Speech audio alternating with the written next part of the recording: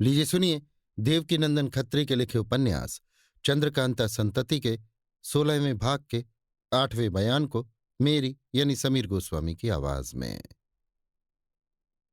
आनंद सिंह की आवाज सुनने पर इंद्रजीत सिंह का शक जाता रहा और वे आनंद सिंह के आने का इंतजार करते हुए नीचे उतर आए, जहां थोड़ी ही देर बाद उन्होंने अपने छोटे भाई को उसी राह से आते देखा जिस राह से वे स्वयं इस मकान में आए थे। इंद्रजीत सिंह अपने भाई के लिए बहुत ही दुखी थे। उन्हें विश्वास हो गया था आनंद सिंह किसी आफत में फंस गए और बिना तरद्दुद के उनका छूटना कठिन है। मगर थोड़ी ही देर में बिना झंझट के उनके आ मिलने से उन्हें कम ताज्जुब न हुआ। उन्होंने आनंद सिंह को गले से लगा लिया और कहा, मैं तो समझता था कि तुम किसी आफत में फंस गए और तुम्हारे छुड़ाने के लिए बहुत ज्यादा तरद्दुद करना पड़ेगा। आनंद सिंह, जी नहीं, वो मामला तो बिल्कुल खेल ही निकला। सच तो यह है कि तिलिस्म में दिल्लगी और मस्खरेपन का भाग भी मिला हुआ है। इंद्रदेव, तो तुम्हें किसी तरह की तकलीफ नहीं हुई? आनंद सिंह, कुछ भी नहीं। हवा के खिंचाव के कारण जब मैं शीशे के अंदर चला गया तो वो शीशे का टुकड़ा, जिसे दरवाजा कहना चाहिए, बंद हो गया और मैंने अपने को पूरे अंधकार में पाया।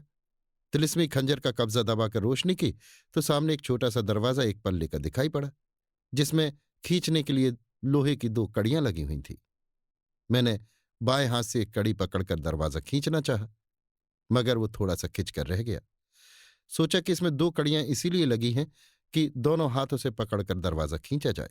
अतः तिलिस्मी खंजर म्यान में रख लिया, जिससे पुनः अंधकार हो गया और इसके बाद दोनों हाथों से दोनों कड़ियों को पकड़कर अपनी तरफ खींचना चाहा, मगर मेरे दोनों हाथ उन कड़ियों में चिपक गए और दरवाजा भी न खुला। उस समय मैं बहुत ही घबरा गया और हाथ छुड़ाने के लिए जोर करने लगा। 10-12 पल के बाद वो कड़ी पीछे की तरफ हटी और मुझे खींचती हुई दूर तक ले गई। मैं ये नहीं कह सकता कि कड़ियों के साथ ही दरवाजे का कितना बड़ा भाग पीछे की तरफ हटा था, मगर इतना मालूम हुआ कि मैं ढलवा जमीन की तरफ जा रहा हूं। आखिर जब उन कड़ियों का पीछे हटना बंद हो गया तो मेरे दोनों हाथ भी छूट गए। इसके बाद थोड़ी देर तक घड़घड़ाहट की आवाज आती रही और तब तक मैं चुपचाप खड़ा रहा। जब घड़घड़ाहट की आवाज बंद हो गई तो मैंने तिलिस्मी खंजर निकालकर रोशनी की और अपने चारों तरफ गौर करके देखा। जिधर से ढलवां जमीन उतरती हुई वहां तक पहुंची थी, उस तरफ अर्थात पीछे की तरफ बिना चौखट का एक बंद दरवाजा पाया, जिससे मालूम हुआ कि अब मैं पीछे की तरफ नहीं हट सकता। मगर दाहिनी तरफ एक और दरवाजा देखकर मैं उसके अंदर चला गया और 2 कदम के बाद घूमकर फिर मुझे ऊंची जमीन अर्थात चढ़ाव मिला, जिससे साफ मालूम हो गया कि मैं जिधर से उतरता हुआ आया था अब उसी तरफ पुनः जा रहा हूं। कई कदम जाने के बाद पुनः एक दरवाजा मिला, मगर वो आपसे आप खुल गया। जब मैं उसके अंदर गया तो अपने को उसी शीशे वाले कमरे में पाया और घूमकर पीछे की तरफ देखा तो साफ दीवार नजर पड़ी। ये नहीं मालूम होता था कि मैं किसी दरवाजे को लांघ कर कमरे में आ पहुंचा हूं।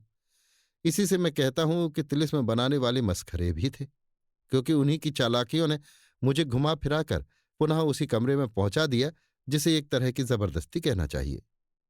मैं उस कमरे में खड़ा हुआ ताज्जुब से उसी शीशे की तरफ देख रहा था कि पहले की तरह 2 आदमियों की बातचीत की आवाज सुनाई थी। मैं आपके साथ जब उस कमरे में था तब जो बातें सुनने में आई थी वे ही पुनः सुनी, और जिन लोगों को उस आईने के अंदर आते जाते देखा था उन्हीं को पुनः देखा भी। निस्संदेह मुझे बड़ा ही ताज्जुब हुआ और मैं बड़े गौर से तरह तरह की बातों को सोच रहा था कि इतने ही में आपकी आवाज सुनाई दी और आपके आज्ञानुसार अजदहे के मुंह में जाकर यहां तक आ पहुंचा। आप यहां किस राह से आए हैं? इंद्रजीत सिंह, मैं भी अजदहे के मुंह में होता हुआ आया हूं और यहां आने पर मुझे जो जो बातें मालूम हुई हैं उनसे शीशे वाले कमरे का कुछ भेद मालूम हो गया है। आनंद सिंह, सो क्या? इंद्रजीत सिंह, मेरे साथ आओ, मैं सब तमाशा तुम्हें दिखाता हूं। अपने छोटे भाई को साथ लिए कुंवर इंद्रजीत सिंह नीचे के खंड वाली सब चीजों को दिखाकर ऊपर वाले खंड में गए और वहां का बिल्कुल हाल कहा। बाजा और मूरत इत्यादि भी दिखाया और बाजे के बोलने तथा मूरत के चलने फिरने के विषय में भी अच्छी तरह समझाया, जिससे इंद्रजीत सिंह की तरह आनंद सिंह का भी शक जाता रहा। इसके बाद आनंद सिंह ने पूछा, अब क्या करना चाहिए? इंद्रजीत सिंह, यहां से बाहर निकलने के लिए दरवाजा खोलना चाहिए। मैं ये निश्चय कर चुका हूं कि इस खंड के ऊपर जाने के लिए कोई रास्ता नहीं है और न ऊपर जाने से कुछ काम ही चलेगा। अतएव हमें पुनः नीचे वाले खंड में चलकर दरवाजा ढूंढना चाहिए। या तुमने अगर कोई बात सोची हो तो कहो। आनंद सिंह: मैं तो ये सोचता हूं कि हम आखिर तिलिस्म तोड़ने के लिए ही यहां आए हैं, इसलिए जहां तक बन पड़े यहां की चीजों को तोड़ फोड़ और नष्ट भ्रष्ट करना चाहिए। इसी बीच में कहीं न कहीं कोई दरवाजा दिखाई दे ही जाएगा। इंद्रजीत सिंह मुस्कुराकर: ये भी एक बात है। खैर, तुम अपने ही ख्याल के मुताबिक कार्रवाई करो, हम तमाशा देखते हैं। आनंद सिंह: बहुत अच्छा। तो आइए पहले उस दरवाजे को खोलें जिसके अंदर पुतलियां जाती हैं। इतना कहकर आनंद सिंह उस दालान में गए जिसमें कमलनी, लाडली तथा और अय्यारों की मूर्तें थीं। हम ऊपर लिख चुके हैं कि ये मूर्तें लोहे की नालियों पर चलकर जब शीशे वाली दीवार के पास पहुंचती थीं तो वहां का दरवाजा आप से आप खुल जाता था। आनंद सिंह भी उसी दरवाजे के पास गए और कुछ सोचकर उन्हीं नालियों पर पैर रखा जिन पर पुतलियां चलती थीं। नालियों पर पैर रखने के साथ ही दरवाजा खुल गया और दोनों भाई उस दरवाजे के अंदर चले गए। इन्हें वहां दो रास्ते दिखाई पड़े।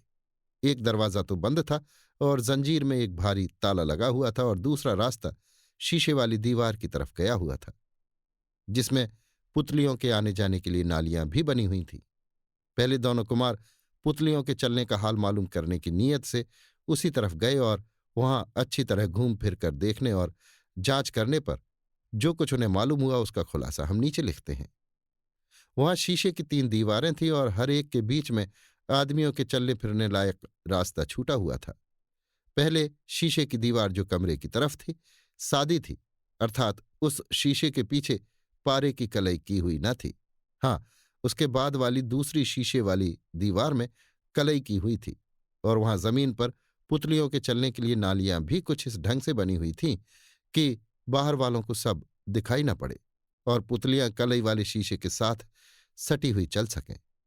यही सबब था कि कमरे की तरफ से देखने वालों को शीशे के अंदर आदमी चलता हुआ मालूम पड़ता था, और उन नकली आदमियों की परछाई भी जो शीशे में पड़ती थी साथ सटे रहने के कारण देखने वाले को दिखाई नहीं पड़ती थी। मूर्तें आगे जाकर घूमती हुई दीवार के पीछे चली जाती थीं, जिसके बाद फिर शीशे की दीवार थी और उस पर नकली कलई की हुई थी। इस गली में भी नाली बनी हुई थी और उसी राह से मूर्तें लौटकर अपने ठिकाने जा पहुंचती थीं।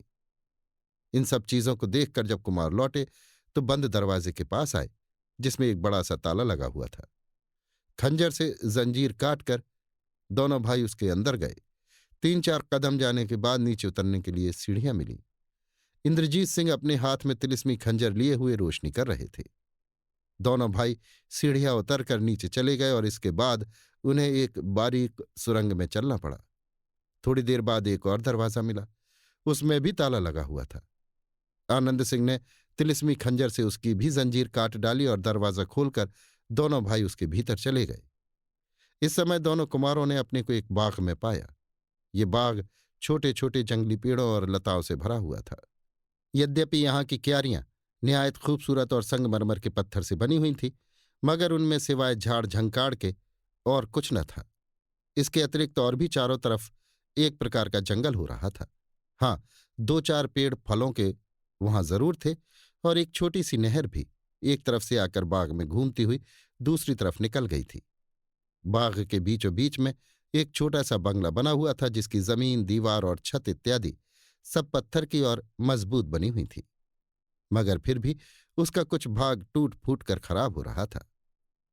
जिस समय दोनों कुमार इस बाग में पहुंचे उस समय दिन बहुत कम बाकी था, और ये दोनों भाई भी भूख, प्यास और थकावट से परेशान हो रहे थे।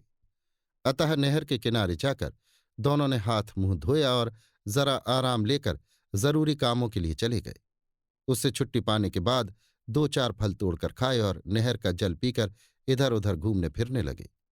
उस समय उन दोनों को ये मालूम हुआ कि जिस दरवाजे की राह से वे दोनों इस बाग में आए थे वो आप से आप ऐसा बंद हो गया कि उसके खुलने की कोई उम्मीद नहीं। दोनों भाई घूमते हुए बीच वाले बंगले में आए। देखा कि तमाम जमीन कूड़ा करकट से खराब हो रही है। एक पेड़ से बड़े बड़े पत्तों वाली छोटी डाली तोड़ जमीन साफ की और रात भर उसी जगह गुजारा किया। सुबह को जरूरी कामों से छुट्टी पाकर दोनों भाइयों ने नहर में दुपट्टा यानी कमरबंद धोकर सूखने को डाला, और जब वो सूख गया तो स्नान पूजा से निश्चिंत हो 2-4 फल खाकर पानी पिया और पुनः बाग में घूमने लगे। इंद्रजीत सिंह जहां तक मैं सोचता हूं ये वही बाग है जिसका हाल तिलिस्मी बाजे से मालूम हुआ था, मगर उस पिंडी का पता नहीं लगता। आनंद सिंह: निस्संदेह ये वही बाग है।